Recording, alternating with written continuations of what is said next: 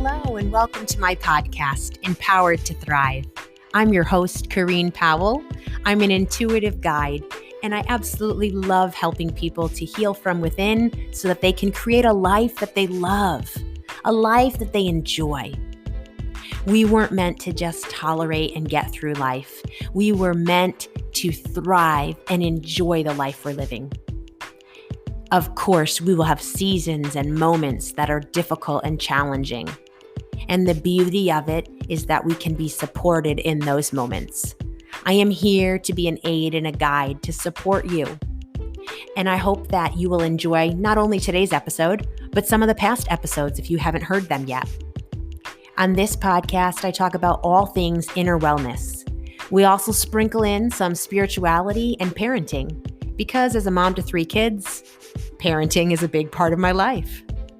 I hope that you enjoy the episode and that there's at least one thing you'll pull from it and start to implement into your own life.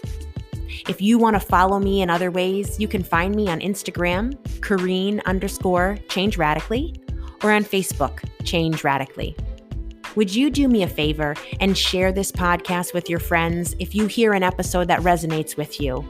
And would you also go ahead and give me a rating and review my podcast? It would mean so much to me, and I would appreciate it. I hope that you enjoy the episode and that we connect.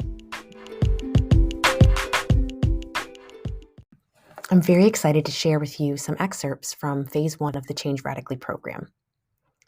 We are going to be talking and focusing on inner child today. And I hope that you will listen with all your heart, because what I've shared with the members is not just for the members, it's also for you. So I'm giving you an opportunity to join in, and I'm very hopeful that you will find love and comfort from what you hear today. Enjoy the episode. Was inner child, that concept, new for any of you, or are you familiar with it to a degree? So I heard about it. I kind of read about it. I did some research about it, but it got to a point that like, okay, I see that, I identify that, but now what? Like, how do I get rid of this? How can I go to the next step and and do something with all those feelings and all those situations? That's basically where I kind of mentioned that to you already before, but just that's where I am. Yeah. Does anyone else feel like that's where they're at? They know, but they're not sure what to do with what they know? I feel that way. You know certain things and recognize certain things, like, but I okay, so what does this mean? You know certain things, you recognize certain things, and then what did you say at the end? And then I'm like, I'll know, like, for instance, we've talked about, I'll see like why I react certain ways, and I'm like, oh, probably because that's what my dad, like, my dad was really around as a kid, and he'd say he's gonna come, but he'd never come. And sometimes I'd be like, I get so mad if, like, let's go look at cars, and I'm like, he's like, why do you take this so serious? But I think it's my inner child, maybe. But then sometimes I don't know how to respond maybe the way I should. Mm-hmm. I recognize it, but what? Yes. And the recognition is important. It's very important when we become aware. It's like we start to consider the kid we once were.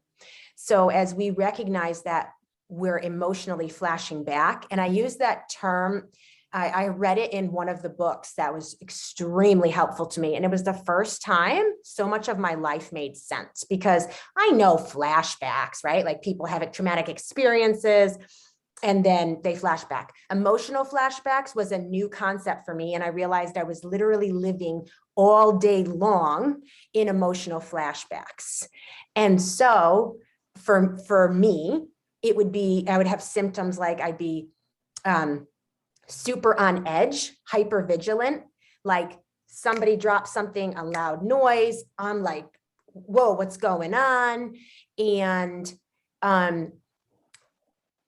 it's like symptoms of complex PTSD, but it was never mentioned you know how some things are made a big deal out of, but emotional flashbacks, I think we all experience all day, where, like you said, Mariah, something that happened when you were just a kid and your dad wouldn't show up, that might be triggered in you when somebody else falls through on their commitment and doesn't show up. And subconsciously, your inner child, your inner self remembers, oh, I've experienced this and this is painful.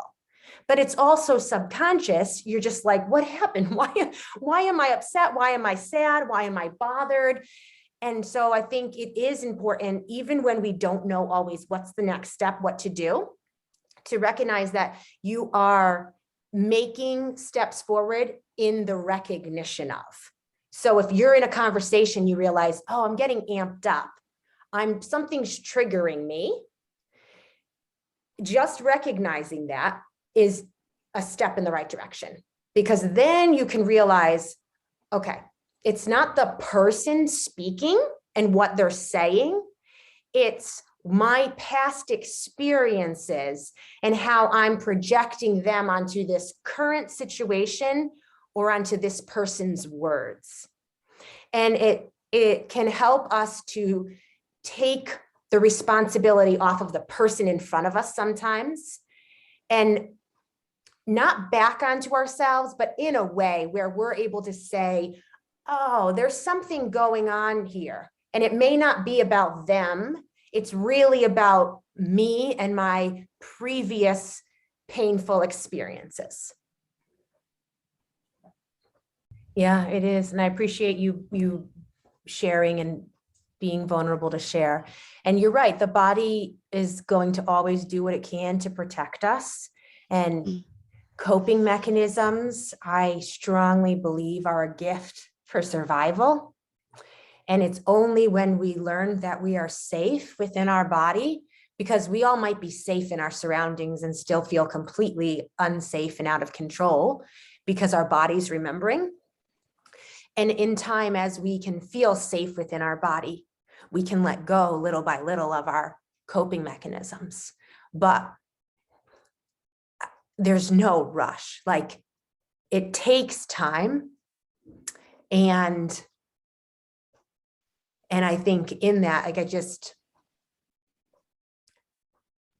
guess I just want to acknowledge that healing takes time. And so we will see layers and degrees of healing, but to be compassionate towards ourselves, that what we've experienced is a lot in varying degrees, and to give ourselves just the permission to take the time we need. I'd like to just intuitively speak to each one of you. I see, so a lot of you have shared, and I appreciate that. And I feel like, well, if you know me well enough, I could go on and on. Like, we could just spend all day here, but I will stick to my timeline. I saw this picture of us, just like all the kids, right, that you were, and just huddling, like bringing everybody together, like think about like a team, right? And you're in this huddle.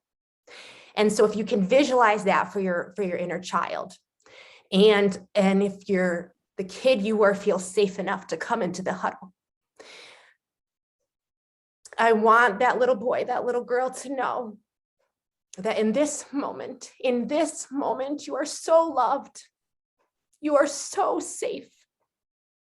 In this moment, nobody is allowed to hurt you. Nobody is allowed to do anything mean to you. And if they do, and I see them, I will tell them it is not okay and they need to stop. Because in this huddle with me there, nobody is allowed to mistreat someone else. And I want that kid you once were to know that you are so valuable, and what you endured should have never happened to you. And I mean that. It should have never happened to you. You're dealing with the repercussions of it, and you are a brave individual, but it doesn't mean it should have happened. And I want each one of you to know that you are worthy. You are worthy. You are worth being loved. You are worth being protected. I am angry that mom and dad did not do their job to protect you. I can say they had their own pain. I can make excuses for them. But putting that aside, they were there as your parents and they should have protected you. And so I want to be one voice that says, you deserved better. And that's why you're here in this moment, because you did deserve better and you're going to receive it. And I say it oftentimes in sessions, we're buying back time. We are buying back time. We're going back in time and we are bringing and infusing love and attention into moments when you weren't receiving it and you should have been. So whenever you're with me, you can feel free to come close, visualize that kid you were coming close into the huddle and knowing that I will never, ever encourage anybody to mistreat you and to harm you. And so I just release peace into the deepest parts of your being. I release love into every place that needs it. That's your psyche, that's your mind, that's your body, that every part of you would know that love is present here, that you would be able to feel the tangible blanket of peace, that child you once were would be able to breathe deeply without having to look over their shoulder right now, because you are loved and you are safe. This is not a love that will abuse you, that will mistreat you. This is a love that will be looking out for you and making sure that what you need is what you get. And I think what you said is perfect. Like, he's allowed to be afraid. You were allowed to be afraid, you know? And you seeing yourself as if you are, you know, the 8-year-old, like your son, for each of us, this is what you said is exactly what I would encourage us to do, is see ourselves, whether it's in our kids or just because we're able to see that younger part of ourselves, and start to actually include your inner child in your everyday, when it shows up. I was taking a walk with one of my girls around the neighborhood one time, holding their hands. Very, like, we live in a quiet neighborhood. So first off, taking a walk around the neighborhood is something I can do easily with them. And I realized this is our normal. And the little girl inside of me did not have any memories of experiences like that with my mom.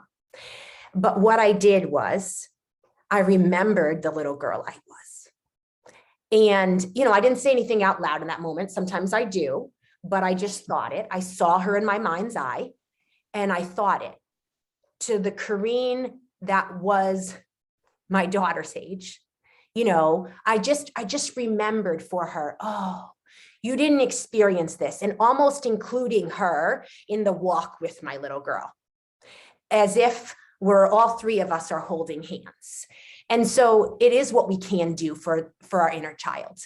We can start to pay attention and notice that part of ourselves and start to bring that part of ourselves in. We start to integrate back into our body. So these parts of ourselves that got disconnected because at the time it was the way we survived, it was all we knew, we start to bring these parts back in. And it's what makes us more and more complete and whole. And the goal isn't to not have any pain. I really don't see that as the goal. I feel like the goal is just that we experience more joy. We experience more fullness in life. I don't know if the pain is ever going to be gone, but I can tell you 16 years in that it is the euphoric highs that I never knew before, that aren't induced by other substances. They're simply because you experience depths and levels of healing, and to feel safe within your own body, to like the person that you are, to not always see the negative parts of you when you look in the mirror, when you consider yourself. These are the gifts. And so wherever you're at, what I can encourage you in is that you are going to move. We don't know how far forward you're going to move, but you're going to move forward. You're going to expand more into safety and love, because little by little, any movement becomes a part of the whole. So I just say that because I don't know where we're all leaving as we sign off. I don't know for some of you if you're in a place where what we've talked about has stirred up the pain. And if you need to send me a Voxer afterwards, that's what it's there for. I mean, we can't do like a full-on session in it, but it's definitely a place where you can express what's going on for you. And that's fine. I can always take the time to listen to what you express. And so between now and next week, you'll get another email from me with another video where I'll focus on another topic, and we'll dive into that some next week. And inner child is always something that can come up because it's just such a vital part to all of this healing. And continue through, you can use any part of the workbook. It goes along with a whole other series of videos. So that's why some of the questions may not feel relevant, but you can work through any of them. And then Vox me when you need, and we'll be here next week, same place, same time. I'm rooting for all of you, very proud of you, and sending much love your way. We've come to the end. What did you think about what you heard? I hope that there's something you pull from today's episode and start implementing it into your life. Create the change that you want to see, the change that you hear about. You have the opportunity to transform your life, and I'm ready to link arms with you and to help and guide you to the life that you want to live. If you resonated with what you heard today and it touched you, would you share it with your friends? Would you also go ahead and rate my podcast and write a written review? It would mean so much to me. I hope that we'll connect, whether it's for a session or just to connect because I enjoy meeting new people. You can find me on Instagram, Corinne_Change Radically, or on Facebook, Change Radically. You can also always email me, Corinne@changeradically.com. If you have thoughts, questions, or anything that you just want to talk about, send me an email. I hope that you have a wonderful week, but no matter what your week is like, in the moments that are quiet, maybe it's when you pillow your head at night, or when you're driving in the car or taking a walk, or maybe it's going to be in the midst of the chaos with your children or the craziness of work. I hope that you'll remember how significant you are, that there is meaning and value to your life, and that I, for one, am so glad that you're alive. Catch you again next week.